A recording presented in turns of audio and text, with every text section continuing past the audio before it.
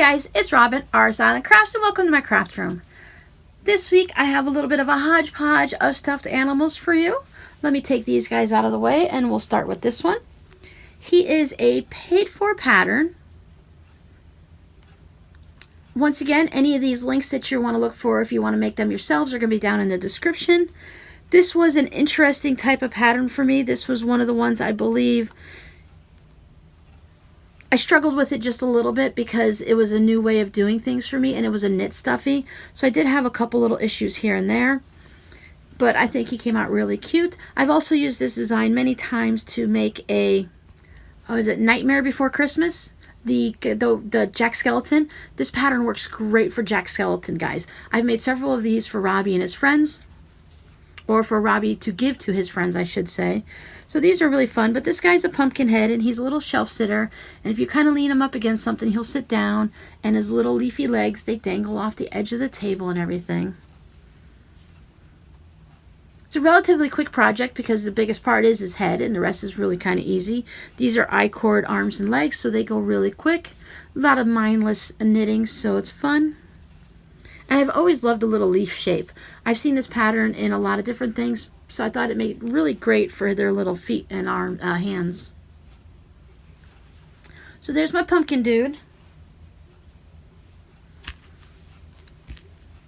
I made this crazy octopus. I used this red heart, it's like black light yarn or something like that, just to test out the pattern. This is one of the ones that you actually knit the feet on as you go. So you're not actually stitching anything down, I believe. It looks like it's all knit in as you go, and this guy's just a bit floppy. He's supposed to have a top hat on him, but I didn't do the top hat. I didn't buy a top hat, didn't make a top hat. He just sits up on one of my craft shelves, and he's just bright and colorful to add a little bit of fun and whimsy to my craft room. And I just kind of put those little googly eyes on because I went through a big time googly eye phase. I have them in different sizes and different colors, and they're just fun. And my last guy this week is a snowman. I seem to be saying this a lot, but this was also made during the phase when I was trying to learn how to make knit stuffies.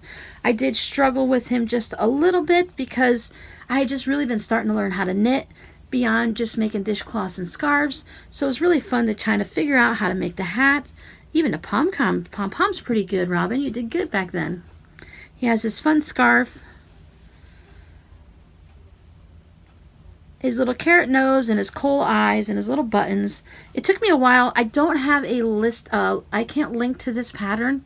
I did find it buried in my email somewhere, and if I can find it online, if I re-find him again, I'll go ahead and put a link down there. But there are a lot of different knit and crocheted snowmen on Ravelry. Free and paid for. I believe this guy was a free one from somewhere. And once again, I would love to make more of these. I know that I can improve on my decreases and my reading of the pattern skills now, and I think this would go much faster and it would be fun to do. It almost looks like he was knit as a rectangle and then seamed up. Well, that would be probably why I had some struggles, because you have to knit one way and purl the other way. This would be so much easier just to knit in the round. So if I do find this pattern and that's how it is, I will definitely be altering it. So yeah, you can actually see the seam right there going up his back and stuff. So this would be much easier to do knitting around. Even if you didn't do the increases and decreases and you left the gather down here, which is what it looks like they had you do, it'd be really easy to adjust this pattern. So that's my guys for this week.